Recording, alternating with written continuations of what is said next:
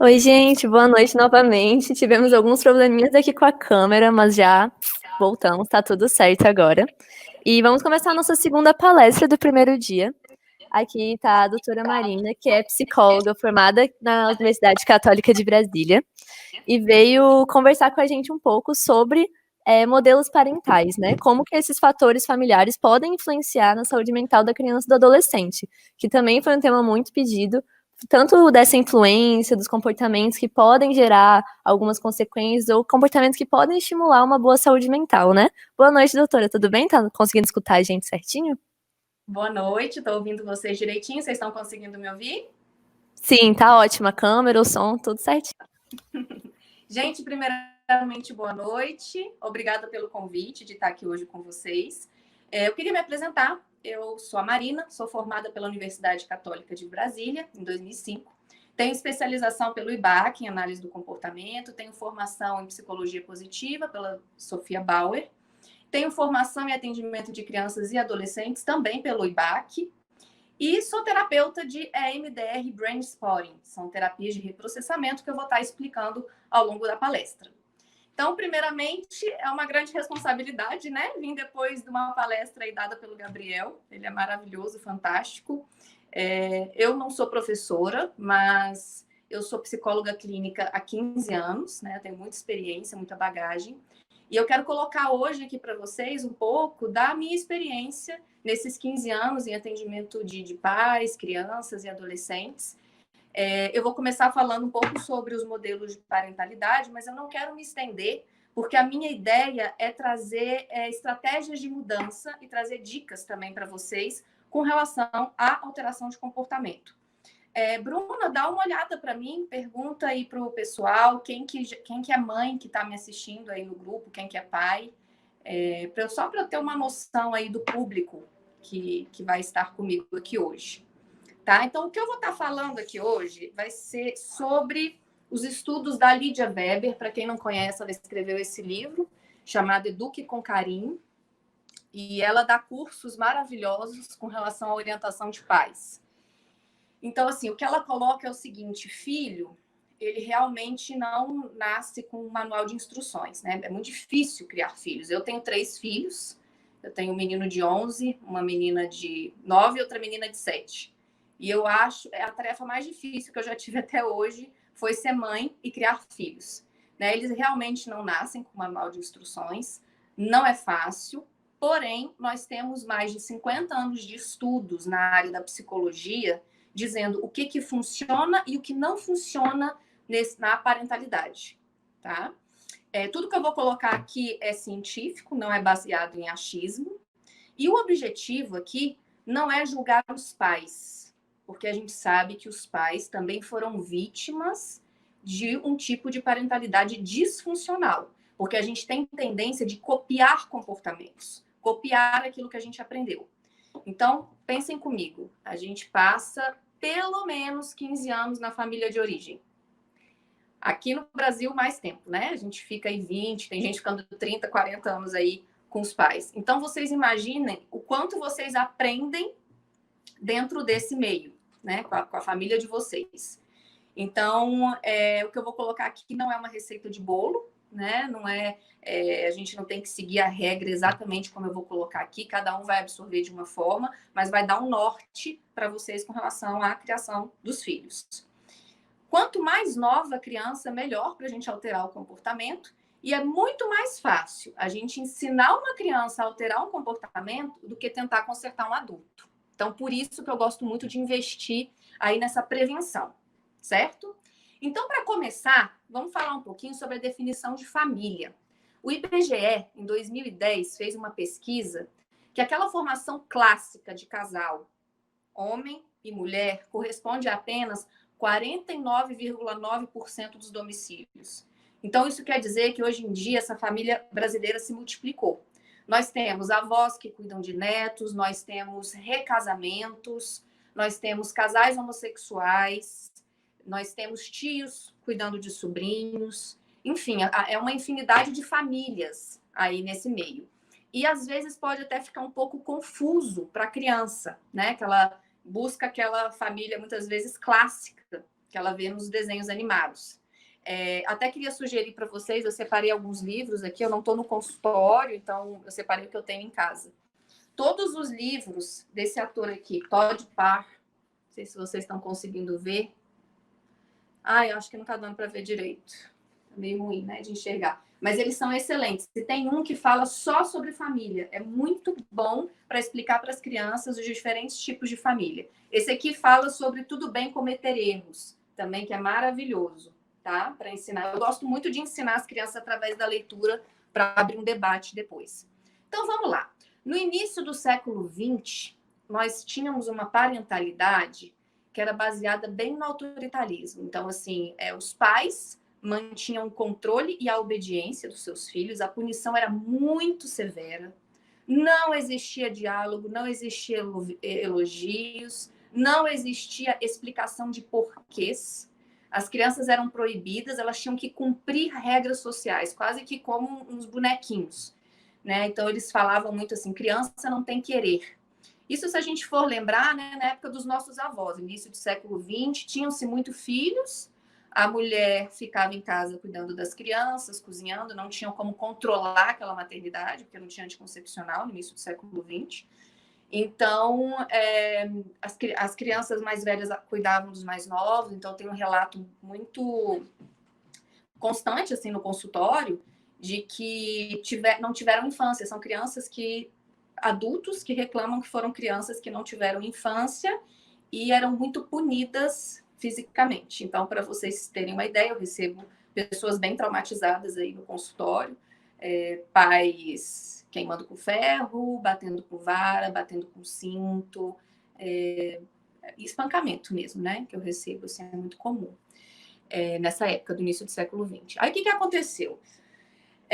O pai, a regra era muito imposta, como eu falei, e aí aí no final do século XX, eles mudaram para outro tipo de parentalidade, que é uma mais permissiva, né? Então, assim, os pediatras falavam muito que tinha que permitir, não podia controlar muito, não podia desestimular. Então, os pais, eles ficaram muito perdidos. Quer dizer, então, que eu não posso bater, então eu tenho que dar tudo para essa criança. Então, eles perderam a autoridade, ficaram muito perdidos em relação aos filhos.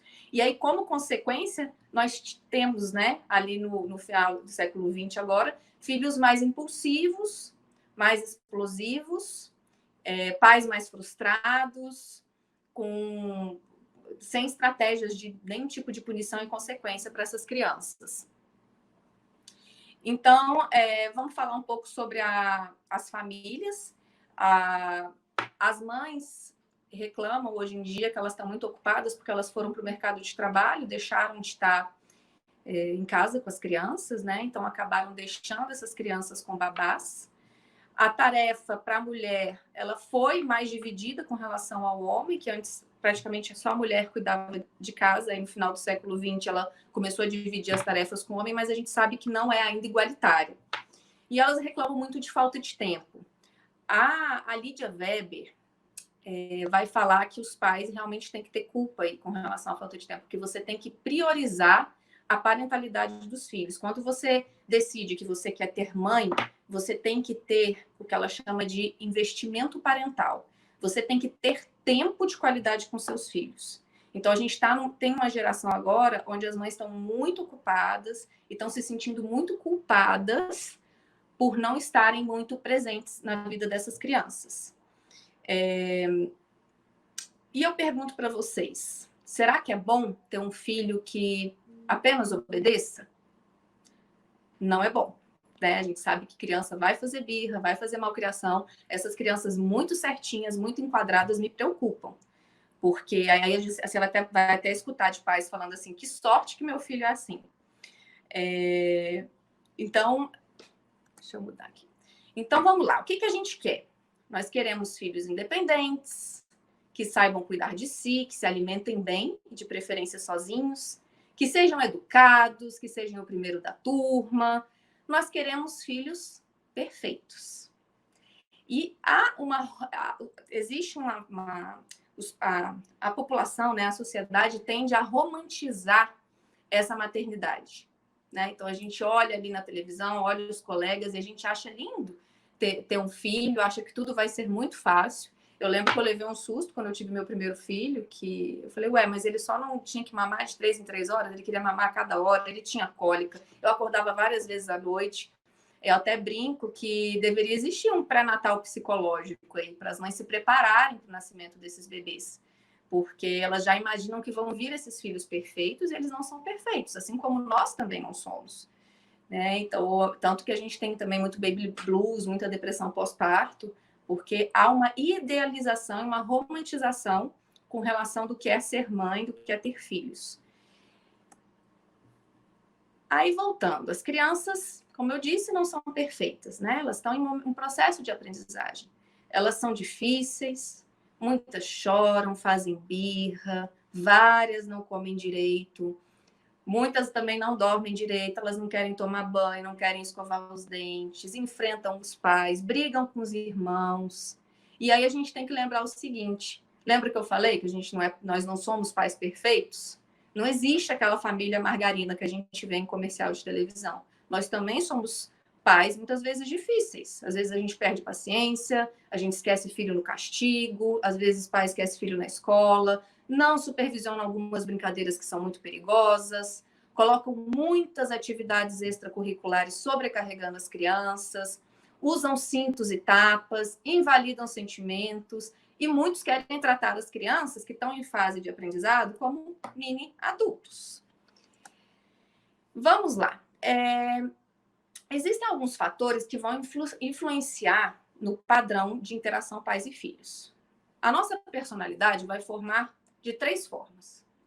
Pelo que a gente aprende dentro da família nuclear, dentro da família de origem, o que a gente também aprende com os coleguinhas, aprende na escola. A cultura, então pensem comigo, aqui no Brasil nós temos uma forma diferente de vivenciar as situações do que no Japão, por exemplo, ou na Alemanha. Então, nós somos culturalmente influenciados também. E tem também a genética, né? O que a gente herda aí de DNA com relação aos nossos antepassados. E vamos lembrar também que aquela criança, ela não nasce aquela folha em branco, ela passa por um processo de...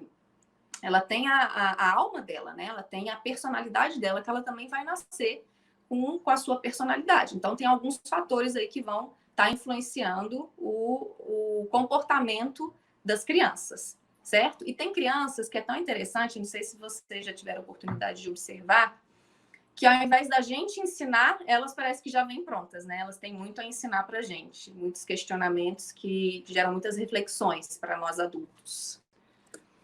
Vamos começar com o estilo parental autoritário, aquele que eu falei que teve início ali no século XX, que a gente via que era muito presente.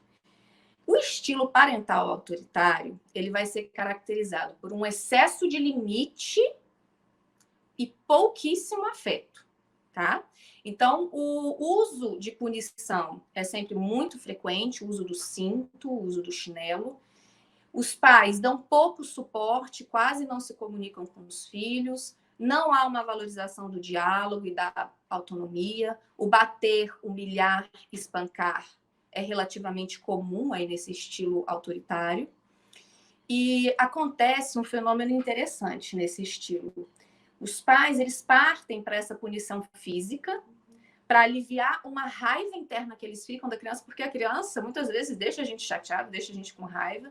Então, é para extravasar uma energia, uma raiva que ele tem ali de falta de autocontrole. E depois é muito comum esses pais, quando se estabilizam, sentirem culpa. E aí eles vão reforçar o comportamento de forma inadequada. Então, eles vão paparicar, eles vão elogiar essa criança de uma forma muito disfuncional, vão fazer o que não fazem normalmente por uma culpa que surge. Então, eu bato e depois eu dou carinho. E aí corre o risco da gente emparelhar de uma forma muito negativa. Então, a mesma pessoa que me ama é aquela que me bate. Vocês já pararam para imaginar o que pode acontecer quando essa criança se tornar um adulto? Quando arrumar um namorado ou uma namorada, pode achar que é normal apanhar, porque eu apanhava do meu pai, que é uma pessoa que eu amo muito e que me bateu na minha infância. Fora os traumas, né, que geram esse tipo de parentalidade. Vocês sabem que eu já escutei, e não foi uma vez só, de mães reclamarem que os bebês de 1, 2 anos morderam e que elas morderam de volta. Vocês imaginem, uma criança, um bebê que não tem a menor noção, né, do que é certo e que é errado, a mãe vai lá e morde de volta para a criança aprender a consequência do morder, para sentir dor. Imagina, aí você está ensinando o seu filho que a gente resolve os problemas gerando dor e sofrimento, ou batendo, ou mordendo. Você não ensina nada, na verdade, quando você está mordendo. Você só aumenta aí a frequência desse comportamento de morder. E aí, é interessante que eu também escuto muito. Ah, Marina, eu levei uns tapas e estou aqui vivo. Está vivo, porém tem que avaliar se não está cheio de consequências, se não está extremamente inseguro, se não está com autoestima baixa. Né? Então, a gente vai ver as consequências desse estilo autoritário. Né? O pai fala, eu bato, mas é para o seu bem. Olha que sem cabimento isso. Tem alto índice de uso de drogas na adolescência, esse estilo de parentalidade, de transtornos mentais, de depressão, principalmente ansiedade, baixa autoestima, insegurança, sentimento de inferioridade, muito medo. Eles vão ter uma tendência na adolescência também a enganar e mentir, porque é a forma que eles encontram de se esquivar aí dos tapas do pai na infância. Vão achar que bater é a forma natural de se controlar qualquer comportamento. E eles têm sempre aquela sensação do amor condicional. Então, eu só vou ser amada se eu cumprir todas as exigências que me são impostas. Tem tendências também suicidas. E vão ser adolescentes, adultos provavelmente com uma independência financeira, muito responsáveis, autoexigentes, perfeccionistas, mas vão ser bem tolerantes também ao erro, tá? A gente tem um outro estilo parental, que é o estilo parental negligente. Esse é o pior estilo parental que tem, que é um estilo parental onde você tem pouco limite e pouco afeto.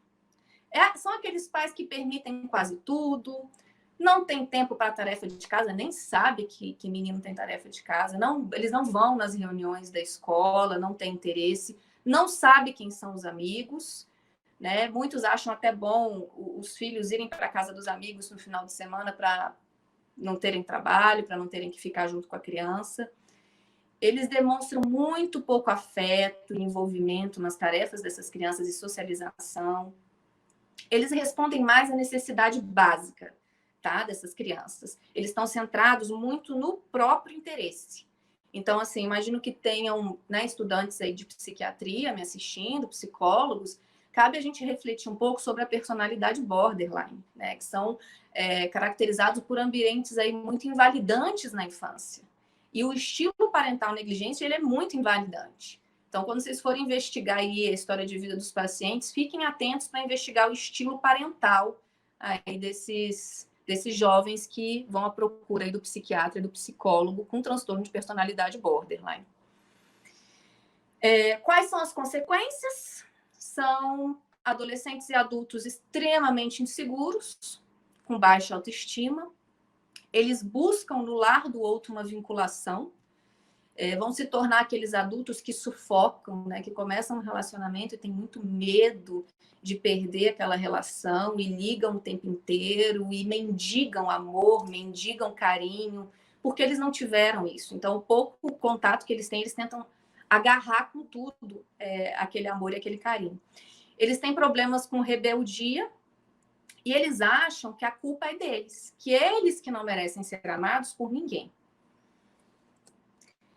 A gente tem o estilo parental permissivo, que é aquele do final do século XX, que eu falei para vocês no início dessa palestra.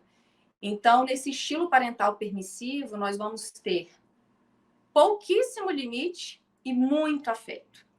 Esses pais, eles têm muito medo de perder o amor dos filhos, então eles acabam cedendo a tudo que esses filhos querem. Eles exigem muito pouco, eles vão dar muito afeto e vai ser aquele reizinho da casa, sabe? Aquela criança mimada, aquele adolescente, aquele adulto completamente intolerante à frustração, muito ligados a bens materiais. A mãe tem uma inversão de papéis aí, onde a mãe se torna amiga, e eu sempre deixo isso muito claro para os meus pacientes, que os papéis eles têm que estar muito delimitados, né? A mãe não é amiga, a mãe é mãe e o filho é filho. O filho não tem que ser filho, tem que ser mãe da mãe, nem a mãe tem que ser amiga do filho, não pode ter essa inversão, tem que ter uma hierarquia nesses papéis. Eles evitam o tempo inteiro confronto com seus filhos e estão o tempo inteiro guiados pela culpa. Então, eles são super tolerantes. A criança é que define as regras da casa e não o adulto. E muitos falam, eu quero que meu filho tenha tudo que eu não tive. Então, fala também muito do tipo de parentalidade desses pais muito permissivos. Quais são as consequências do estilo permissivo? Você vai ter adolescentes e adultos aí com um bom repertório de habilidade social e um baixo nível de depressão. O desempenho no estudo vai ser bem ruim, vai ter uma elevada autoestima, só que eles sempre acham que eles merecem muito mais do que os outros. Eles vão ter uma baixa empatia, eles serão pessoas mais egoístas. Na relação amorosa, eles tendem a ser muito exigentes, eles sempre estão achando que o outro é que tem que cuidar deles. E eles têm o rótulozinho de preguiçosos, por causa dessa dependência excessiva do outro. Eles não aprenderam a não ser dependentes, né? A mãe ensinou que eles são os reizinhos, então eles vão ser os reizinhos lá fora também. Tem muita dificuldade de seguir regra e dificuldade de distinguir o certo e errado, afinal de contas, eles não tiveram o limite. Lembra que eu coloquei lá na frente, lá atrás? Baixa autonomia, muito pouco comprometidos, muito pouco pontuais a nível profissional. E aí, sabe o que vai acontecer? Quando a criança vai apresentar um comportamento inadequado na escola, com esse tipo de parentalidade permissivo, os pais culpam 100% a escola pelo comportamento disfuncional da criança. Agora vamos para o que interessa, que é o que eu quero falar aqui hoje, que é especial para mim, que é o estilo de parentalidade participativo, que é o que a gente quer que os pais aprendam aqui hoje comigo. Lembrando que aqui é uma tomada de consciência, né? Eu estou ensinando os tipos de parentalidade para vocês identificarem e a gente ir criando estratégias de mudança para acabar na geração atual esses tipos de parentalidades que são muito disfuncionais. Então, o participativo é caracterizado por muito limite e muito afeto. Os pais desse estilo de parentalidade participativa, eles vão ter regras muito consistentes e muito claras. E eles vão estabelecer consequência de comportamento. Então, eles sentam com a criança, eles conversam, eles comunicam a consequência e eles mantêm. A gente vê muitos pais também combinando uma regra. Então, por exemplo, filho, hoje você vai ficar sem videogame porque você bateu na sua irmã. Aí passam 2 horas, a criança pede o videogame, chora. Aí para o pai se ver livre do grito e do choro, ele fala, só hoje, hein? Só hoje eu vou deixar você jogar o videogame. Aí você ensina o seu filho que a sua palavra não tem valor. E a tendência é que cada vez ele aumente esse comportamento de birra, porque ele já viu ali que deu certo, ele fez birra e você cedeu, a próxima vez que você disser não, vai piorar o comportamento de birra.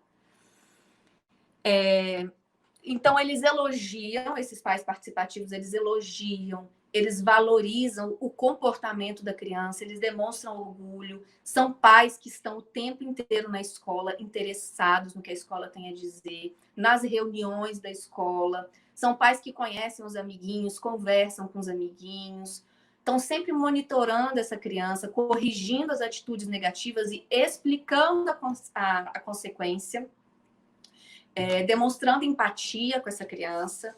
E eles sempre gratificam as atitudes positivas. Eles vão sempre julgar o comportamento e não o filho. E isso é muito importante, tá, gente? Isso que eu estou colocando de julgar o comportamento e não o filho. Porque muitos pais têm a tendência de falar eu não gostei, eu não gosto de você, por exemplo, por causa de um comportamento. E não, eu não gostei da sua atitude, eu não gostei do seu comportamento, por exemplo, de bater no irmão. Mas eu continuo amando incondicionalmente os meus filhos. Tá? Essas crianças aqui vão sentir esse amor incondicional dos pais. Então, meu pai, ele vai continuar me amando igual se eu tirar 5 em matemática, 4 em matemática, se eu for o último colocado ali no campeonato de basquete ou de natação. Se eu qualquer dia tiver um comportamento também inadequado, vou continuar me sentindo seguro, que meus pais continuam me amando, porque os pais pontuam no comportamento. Essas crianças, elas entendem o que é respeito, se sentem valorizados e amados, têm alegria de viver. Então, é muito difícil você encontrar um adolescente ou um adulto aí com ideação suicida, com esse estilo de parentalidade. Lembrando, gente, que a psicologia não é uma ciência exata. Então, a gente fala aqui dos tipos de parentalidade e de probabilidades, tá? A probabilidade de ter um adulto com transtorno mental, com esse estilo de parentalidade participativa, é muito baixa. Porém, pode acontecer, como pode acontecer nas outras parentalidades, da gente ter adultos bem funcionais, tá? E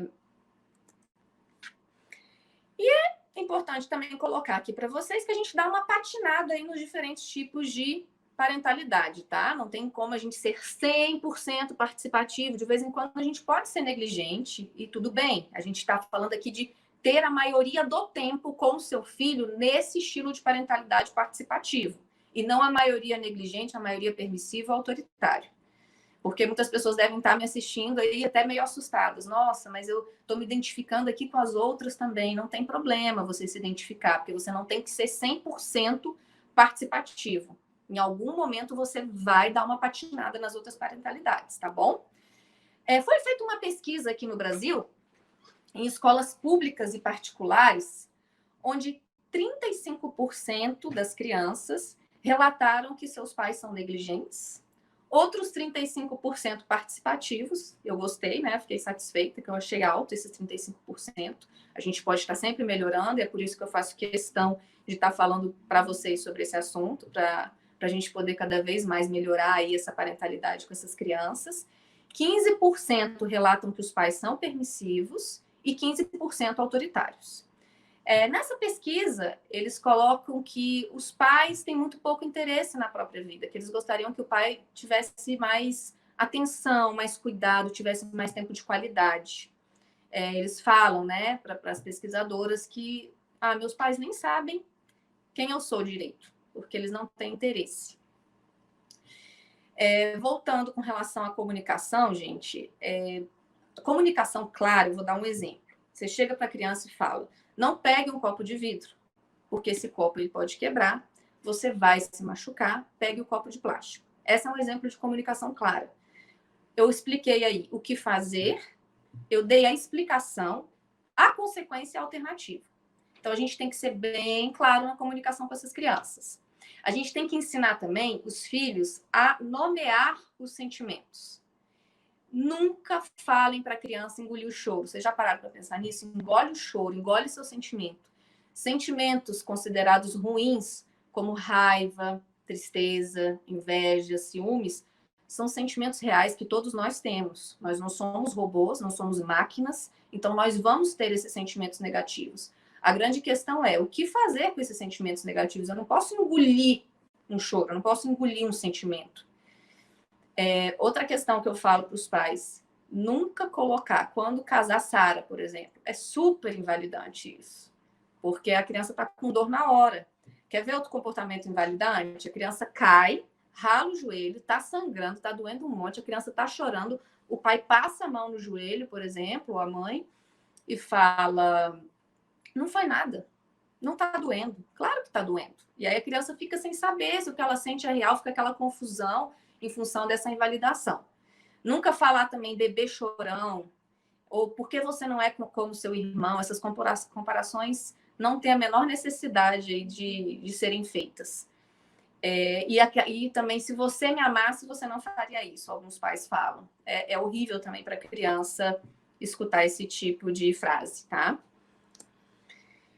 Agora eu pergunto para vocês, depois, né, agora eu já pincelei aí os tipos de parentalidade para vocês já tomarem consciência, e agora eu quero falar um pouco sobre as mudanças, as estratégias de mudança de comportamento. E eu pergunto: mudar é fácil? Não é. Muitos me falam, né, Marina, mas é difícil demais. Aí eu digo: se fosse fácil, a gente viveria 5 anos e não 80, 100 anos. Não é fácil mudar qualquer estratégia de comportamento que está tão enraizada. Mas a gente tem que aproveitar que a gente tem um cérebro plástico. Então, a gente pode ter novas posturas. Uma metáfora que eu gosto muito, que eu sempre coloco aí para os pais, é o seguinte: se eu estou tendo uma estratégia com meu filho de comportamento, eu estou há dias, semanas, vendo que não está dando certo, eu tenho que mudar a estratégia. Porque como é que eu vou ter resultado diferente se eu estou com a mesma atitude? Vocês imaginem o seguinte: toda semana eu como um bolo de chocolate e uma receita que eu faço de bolo de chocolate. E toda semana eu reclamo, durante anos, com relação a esse bolo de chocolate. O que eu tenho que fazer para ficar mais saboroso para mim? Mudar, de repente, o chocolate, tirar um pouco de açúcar, no lugar do chocolate, colocar uma cenoura. E isso acontece com o nosso comportamento. Se não estamos satisfeitos com a vida da gente hoje, nós temos que mudar a atitude. Não vai acontecer milagre, não vai vir uma nave espacial do céu e vai tudo modificar. Não, a gente tem que mudar o comportamento. Né? Uma frase que eu gosto muito também, que eu coloco é: ser feliz é fazer a vida a sua cara. Então a gente tem que ver se a nossa vida está sendo a nossa cara e buscar isso. Né? Eu sempre brinco que a gente pode tudo, a gente só não pode desrespeitar o próximo. O resto, a gente pode ir em busca dos nossos sonhos. Bom, com relação à mudança, pode haver uma piora do comportamento da criança quando vocês começarem a alterar o comportamento. Só para vocês terem uma ideia. Tem crianças que eu não recebo em consultório, eu só recebo os pais. E com as orientações que eu dou, eles modificam o comportamento e logo em seguida a criança modifica. Se eu mudo, o mundo muda. Então, eu alterando o comportamento, meu filho vai alterar o comportamento. Então, alterem a receita do bolo de vocês, tá bom? Então, já que é difícil, que as crianças podem piorar no começo, a gente tem que ter o quê? Persistência, paciência e autocontrole. Viu que vai perder o controle, que vai gritar, que vai xingar ou que vai bater, porque muitos pais, infelizmente, ainda batem nos filhos hoje, saiam de cena, vão respirar um ar puro, vão tomar um banho, pede para o pai ou para a mãe assumir o papel ou para a avó, vai esfriar a cabeça para depois pensar numa consequência aí com relação ao comportamento da criança, tá? Uma coisa que eu também gosto sempre de colocar, quando a criança está em processo de birra, que ela está muito nervosa, não é uma boa forma, um bom momento da gente tentar consertar o comportamento, porque nesse momento ela está acionando aqui atrás o que a gente chama de cérebro reptiliano. É como se virasse um bichinho mesmo. Então, ele não consegue raciocinar muito bem. Está com muita raiva, está com muita emoção. Então, vamos esperar essa criança se acalmar o sistema dela interno para pensar numa consequência de comportamento, tá? Para conversar, porque senão ela não vai nem pensar. E a gente quer ela trabalhando aqui, ó, córtex pré-frontal, que é onde a criança está bem, ela raciocina melhor, certo? Gente, não existe amar demais. Tem pais que falam que amam demais. Não existe isso. Existe lá aquela parentalidade, ser permissivo, sufocar e superproteger a criança. Isso não é amar demais. Quando eu falo em amor incondicional, para mim já está dentro do amor incondicional o limite.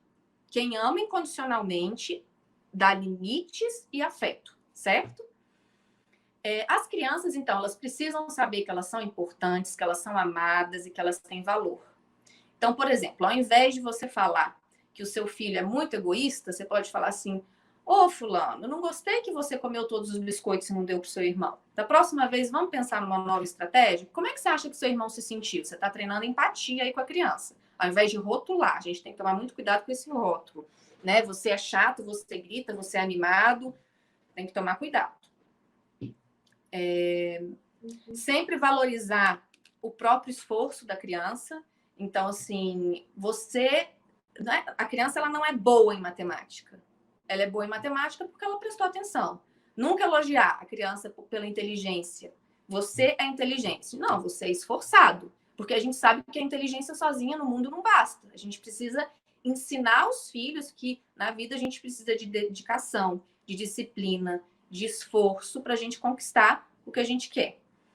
Nunca falem, que também é muito comum escutar, a criança chega feliz em casa e fala: tirei 9,5. Aí o pai vira e fala: por que você não tirou 10? Isso é destrutivo, porque a criança começa a pensar que ela só tem valor se ela for perfeita, certo? Deixa eu acelerar aqui, que eu acho que o tempo tá justo e ainda tem muita coisa para falar. Bom, Eu quero colocar para vocês, quando eu falo que os pais também têm seu tipo de parentalidade, né? Por isso eles estão copiando o comportamento. Eu não sei se vocês estão conseguindo ver aqui. Acho que não está dando para ver, que é o genograma. Acho que não está dando para ver aqui. Que eu faço no consultório. O genograma é o seguinte: eu sento com os pais e aí eu coloco, tá vendo? Quadradinho, bolinha, eu coloco os casamentos da família, dos avós, e eu vou tentando identificar padrões comportamentais para ter uma tomada de consciência do padrão disfuncional. Tem uma frase do Jung que eu adoro, que é o seguinte: até você se tornar consciente, o inconsciente vai dominar a sua vida e você vai chamar de destino. E então eu inicio com esse genograma, aí o paciente toma essa consciência que o Jung fala, e aí depois que ele toma consciência, eu inicio com o EMDR, que eu não sei se vocês já ouviram falar, mas é uma ferramenta incrível que eu uso no consultório, que eu adoro, que tem resultados muito rápidos. Quando eu identifico que os pais, por exemplo, sofreram traumas em relação aos tapas que levaram na infância, eu faço uma sessão de EMDR. Então, eu vou dar um exemplo. Eu tive uma paciente que tinha gêmeos e ela falava que as crianças tinham 2 anos, eram bem pequenininhas, que quando elas faziam birra, malcriação, subia um negócio dentro dela, ela não conseguia se controlar. Quando ela via, ela já estava batendo nas crianças. Essa minha paciente apanhou muito de cinto do pai. E eu fiz uma sessão de MDR, depois de fazer o genograma dela identificar os padrões disfuncionais. E depois dessa sessão de MDR, que ela começou a identificar isso e reprocessou no cérebro o trauma, ela modificou completamente o comportamento das crianças. Não vinha mais aquele impulso, aquela raiva, porque a raiva que ela tinha era do pai, que ela apanhava do pai na infância. E ela acabava reproduzindo, mesmo sem querer, mesmo tendo consciência, com as crianças. Então, aqui também não sei se vocês conseguem enxergar. Aqui é um cérebro antes de uma sessão de MDR, um cérebro traumatizado, e aqui é um cérebro depois de uma ou algumas sessões de MDR, tá? É um cérebro que a gente conseguiu reprocessar o trauma. Então, o MDR, ele vem da sigla Eye Movement Desensibilization Reprocessing, que é reprocessamento de trauma através de movimento bilateral cerebral, onde a gente inicia, a gente mede um SUDES de 0 a 10, quanto que perturba, né? Então, tem gente que fala que é 10, por exemplo, uma cena de estupro pode ser 10, e depois de uma ou algumas sessões de MDR, a gente chega a 0. Não é que a gente apague a memória, a gente não apaga, tá? A pessoa vai lembrar, mas não vai iniciar mais aqueles respondentes, que é taquicardia, sudorese, como se estivesse revivendo. É maravilhoso para transtorno de estresse pós-traumático. Inclusive, começou o estudo de MDR com pacientes com transtorno de estresse pós-traumático, e hoje em dia a gente usa para todos os tipos de transtorno mentais e qualquer tipo de trauma. E o resultado é incrível. Então, eu uso muito no consultório quando eu vejo que os pais estão patinando aí numa parentalidade muito disfuncional. Voltando lá para o processo de mudança. Tem quantos minutos, Bruna? Não estou conseguindo ver aqui. Pode aparecer aí, Luísa. Oi, doutora, tudo bem? A gente tinha separado mais ou menos uns 15 minutinhos para as perguntas, então isso daria mais 1 minutinho e tanto, mas se você quiser se estender, tudo bem. Eu vou tentar correr aqui. Ok, é que tem algumas perguntas. O pessoal está bem curioso para algumas coisas. Mas tudo bem, pode falar à vontade. Eu tenho muita coisa legal ainda para colocar, que eu tenho um quadrinho que eu quero mostrar, o quadrinho de reforçamento, de incentivo. Então, vamos lá. Primeira coisa, vamos lá para as dicas bem rapidinho, gente. Eu vou tentar ser rápido. E olha que eu acho que eu sou objetiva. É muito legal a gente deixar as crianças escolherem. Eles amam escolher. Então, coloquem as roupinhas em cima da cama, 5 roupinhas diferentes, quando vocês quiserem sair. E deixa a criança escolher a roupa que ela vai sair de casa. Para eles é muito importante escolher. Com relação à piscina, a objeto que quebra, eu escutei um dia desse, eu fico assustada, porque aqui em Brasília a gente tem o maior índice de morte em crianças é por afogamento, né? E aí eu escutei que o pai não ia cobrir a piscina, porque a criança tinha que aprender que não pode chegar perto da piscina. Gente, vai esperar a criança aprender que não tem que chegar perto de piscina, sendo que é 1 minuto para cegar? Podem colocar rede nas piscinas de vocês. A criança não vai aprender assim, né? A criança tem uma fase ali de aprendizagem. A criança tem que aprender que não pode mexer nos cristais da mesa da avó. Gente, é criança, é bebê, eles vão mexer, eles estão curiosos. Tirem, coloquem numa altura para a criança não ter acesso, tá? Não vamos querer que as crianças sejam mini adultos, eles não são. Deixa eu deixar um recado aí para vocês. Sejam amigos dos sogros e das sogras de vocês. Deem exemplo para essas crianças de um bom casamento, porque eu pego jovens no meu consultório que falam: ai, casar é isso, eu nunca quero casar, porque os meus pais vivem brigando, ou eles vivem só por mim. Quando eu falo para ser amigo do vô e da sogra, é porque eu quero que vocês deem exemplo de um bom casamento, porque o final de semana na casa dos avós pode ser muito bom para o casamento de vocês. E é importante que o casal se mantenha bem na relação, tá? Deem exemplos também de situações onde vocês não deram conta na vida de vocês, né, de erros, porque a pior coisa é a gente demonstrar para as crianças que a gente é perfeito, porque a gente não dá oportunidade para o outro de ser imperfeito. Isso gera muita crise. Então, ninguém aqui é perfeito, nós erramos. Deem modelo de pedir desculpa para essas crianças, tá? Os pais erram, então a gente pede desculpa quando a gente se alterar no comportamento. É um excelente modelo, tá? E lembrem-se, as crianças vão aprender com o comportamento de vocês. Não existe esse negócio de faça o que eu digo, não faça o que eu faço. Isso não existe. Eles vão olhar para vocês e vão se comportar exatamente da forma como vocês se comportam. Então, deem exemplo. Vou mostrar rapidinho aqui, que eu adoro, não sei se vocês estão conseguindo ver, a minha tabelinha de incentivo. Isso aqui funciona maravilhosamente bem. No meu Instagram, tem o contato da moça aqui em Brasília, lá em Samambaia, que faz, ela entrega em casa, é maravilhosa. Gente, eu não ganho nada para isso, viu? É só porque eu acho muito bom e eu quero compartilhar com vocês. É uma tabelinha de incentivo que a gente coloca de acordo com o comportamento da criança. Então, tem aqui, ó, escovar os dentes. Aí, por exemplo, se ela escovou o dente direitinho hoje, ela ganha uma carinha feliz. Aí a própria criança coloca o quadro, né? Vai colocando as carinhas felizes, ó. Escovar os dentes, tomar banho, fazer o dever, não brigar com os irmãos. Aí, no final do dia, vocês vão definir com a criança uma premiação pelo bom comportamento. Eles adoram. E aí, vocês definem comportamentos interativos, tá? Comportamento com o pai. Então, por exemplo, ganhou tudo aqui de carinha feliz, vai ler durante 30 minutos com o pai, ou vai brincar de pique-pega, ou vai brincar de pique-esconde, ou vai trazer um amiguinho para brincar. Quando completar toda a tabelinha de carinhas felizes, a gente pode fazer a formatura da tabela de incentivo. Eles amam, com balão, com bolo, com amigo. Então, é uma forma deles entrarem em contato com consequências positivas de se comportar de maneira adequada e depois entrar em contato com o reforçamento natural, porque é importante o pai verbalizar: parabéns, estou orgulhoso do seu comportamento, e aos poucos a gente vai deixando de usar essa tabelinha, porque eles começam a perceber que é muito mais gostoso se comportar de uma forma adequada.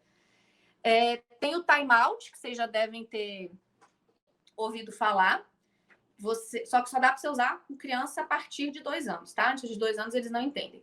É um cantinho que não pode ter nenhum tipo de reforçador. Você coloca uma cadeirinha num canto e ele fica, por exemplo, 2 aninhos, 2 minutos pensando no que ele fez. Sempre explicando que o que ele fez foi inadequado e que ele vai ficar 2 minutos pensando. Ou 3 anos, 3 minutos. 4 anos, 4 minutos. Sobre o choro, os pais, eles tendem a ceder.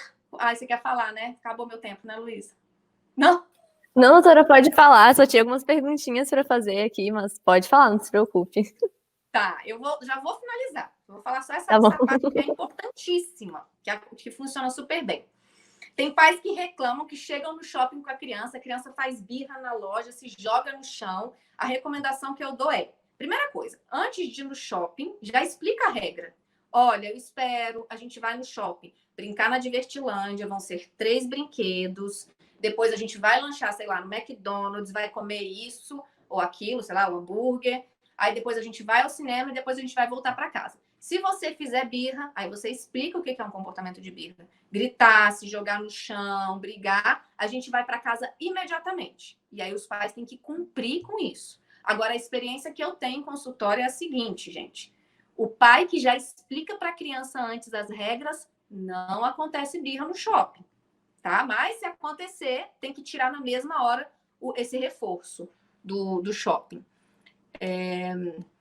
Bom, eu vou deixar você falar. Já deu para falar, assim, mais ou menos, uma pincelada, porque é muito conteúdo, gente. Desculpa aí qualquer coisa, se eu me atropelei. Tranquilo, doutora, só para avisar que a gente recebeu várias perguntas, vou fazer aqui algumas que chegaram primeiro, algumas que teve mais gente que perguntou, mas só para informar que tem muitas mensagens chegando no nosso Instagram elogiando, pedindo, ai, deixa ela falar mais, vamos ficar aqui horas escutando. Infelizmente, a gente tem que seguir o planejamento certinho, mas todo mundo assim gostou muito, muitos elogios. Mas a primeira pergunta que tem aqui seria se filhos de pais que têm um relacionamento abusivo, tóxico, assim, permeado pela violência, né? Se eles tendem a reproduzir esse comportamento com futuros cônjuges. Você acha que isso existe? E se isso poderia refletir em algumas atitudes que o perguntador colocou como patológicas, como, por exemplo, uma droga-adição, autodestruição e outras coisas. Com certeza. Por isso que eu recomendo a psicoterapia, recomendo o MDR, recomendo o genograma. Para primeiro caminho, 50% do caminho andado é você tomar consciência dos tipos de parentalidade, porque, gente, a gente reproduz comportamento sem nem perceber. Quando vocês estão lá na balada, vocês se interessam por um rapaz, ou se interessam por uma moça, vocês acham que estão escolhendo. Ninguém está escolhendo nada. É tudo o cérebro de vocês fazendo as escolhas, porque o cérebro, ele quer aquilo que ele identifica como comum para ele, por mais que seja disfuncional, tá? Para ele sendo comum, ele está confortável, o cérebro. Não ignorem o cérebro é muito poderoso. Ok, doutora, obrigada. A próxima pergunta seria já, tipo, num consultório mesmo, perguntando se uma criança que chega, então, no consultório bem pequena, mas já com comportamento agressivo ou até mesmo sem limites, assim, que os pais não conseguem controlar, estaria refletindo um estilo parental negligente? Como que a gente poderia ter uma intervenção sobre isso? Não necessariamente. Pode ser que esses pais estejam perdidos e estejam reforçando de uma maneira inadequada. Inclusive, eu penso mais até no estilo de parentalidade permissivo. Esses pais provavelmente devem ceder a birra, ceder a choro, porque é muito desagradável escutar a criança chorando e sofrendo e gritando. A gente tem uma tendência a ceder para acabar com aquele comportamento de choro e reforça inadequadamente. Então, não necessariamente. Esses pais de crianças muito pequenas, recomendo orientação de pais. Tem algumas perguntas perguntando, acho que já foi respondido durante a palestra, que chegaram antes, né, no início da palestra, mas se teria como ter diversos estilos parentais no mesmos pais, né? Se teria como ter essa mistura. Tem. Lembra que eu falei ali durante que a gente patina nos estilos de parentalidade? Não tem como você ser 100% um estilo de parentalidade. O que a gente tem que fazer é o seguinte: se manter no maior percentual no estilo de parentalidade participativo. Você vai dar uma patinada nos outros. Gente, e tudo bem, tá? Lembrem-se, somos seres humanos, apenas humanos. A gente comete erros, então nós não somos perfeitos. A outra pergunta que fizeram seria assim: no momento em que há agressão não há agressão física, mas sim psicológica e verbal, ainda se enquadra em estilo parental autoritário? Com certeza. Porque tem agressões psicológicas que são piores que as físicas, né? A violência verbal, muito dolorida, e deixam marcas e deixam traumas. A outra pergunta seria: quando os pais têm mais de um filho, eles podem ter estilos parentais diferentes, então, com cada um dos filhos, e como o psicólogo pode mostrar que os pais estão agindo de forma diferente ou tentar intervir, né? Podem, sim. Eles podem estar agindo de formas diferentes. Cada ser humano é único, cada criança é única. Então, eles podem agir com uma parentalidade diferente. O psicólogo, no caso, né, vai usar o questionamento reflexivo. Ele não vai dar a resposta prontas, ele vai usar os questionamentos que a gente tem no consultório, as perguntas, para os pais chegarem a essa consciência de que estão sendo inadequados e identificarem, junto com o psicólogo, como eles podem montar estratégias mais funcionais para a mudança, para que todo o ambiente se harmonize mais. A outra pergunta seria como trabalhar com essas famílias e alguma questão de vulnerabilidade sobre esses estilos parentais. Como é que a gente pode abordar isso, sendo que a família pode ter outras vulnerabilidades? Quais seriam as outras, vulnerabilidades? O que será que essa pessoa quis dizer? Ai, não sei. Pode ser talvez um contexto de violência, um contexto um pouco mais... Ser. Uhum. Pode ser. Então, usaria, né, a orientação de pais, e no caso, porque dificilmente vão ser os dois, né? Vamos supor aí que seja o marido e a mulher, vão ser os dois com essas outras vulnerabilidades. Eu pegaria aquele que eu identifico que tem mais vulnerabilidade, aí eu traria para o meu consultório, usaria o MDR ou Brain Spotting, que são as terapias de processamento, faria um trabalho com essa pessoa que está mais fragilizada, para poder ela reprocessar as questões dela, porque quando você reprocessa suas questões, você já não passa para gerações seguintes, entendeu? Tem um estudo, gente, muito interessante que foi feito, que é o seguinte: tem trauma que não é seu, tá? Que é transgeracional. É trauma do seu avô que você herdou. Você herda tanto por DNA, que já tem comprovação científica para isso, e você herda também pelas histórias contadas da família. Você traumatiza de ouvir as histórias dos seus familiares. Então, pode ser que aconteça isso com essas pessoas vulneráveis aí que essa pessoa perguntou. A outra pergunta é relacionada com a tabela, que tinha sido mostrada há pouco. Perguntaram a partir de quantos anos que a tabela do incentivo pode ser utilizada e que seria bacana ela ser utilizada nessa relação. A partir do momento que a criança já tem uma noção do que é certo e errado, né? Então, acredito que com 2 anos já depende da maturidade cerebral da criança, aí o pai identifica, mas com 2 anos eu acredito que já dê para iniciar, assim, 2, 3 aninhos. E eles adoram, viu, gente? Se o pai fizer direitinho, funciona para modificação de comportamento. Depois entrem lá no meu Instagram que tem as tabelinhas e tem o contato da moça que faz. Ah, tá aqui embaixo, tá aqui embaixo. A gente botou aqui para o pessoal poder elogiar pessoalmente, né? Senão a gente tem que ficar intermediando os elogios aqui. Que bom! A outra pergunta é que se existe um limite, não assim exato, mas se teoricamente teria esse limite para que a mudança possa ser feita. Por exemplo, se pais que foram sempre muito negligentes até a adolescência, ainda é possível reverter esses danos, teoricamente? Sempre é possível. O cérebro é plástico, todos nós podemos mudar. Se eu não acreditasse em mudança, eu não teria feito psicologia. Então, todos nós podemos o tempo inteiro mudar. Né? Tem uma frase até que eu adoro: ninguém pode voltar no passado e fazer um novo começo, mas a partir de agora, todos nós podemos fazer um novo fim. Se eu mudo, voltando, né? Aquela frase que eu falei no meio da palestra. Se eu mudo, gente, o mundo muda. Quando eu mudo o comportamento com meu filho, o milagre acontece. Os pais ficam impressionados. Eles começam a estabelecer regra e afeto e tempo de qualidade com essas crianças. Essas crianças mudam da água do vinho, assim, impressionante.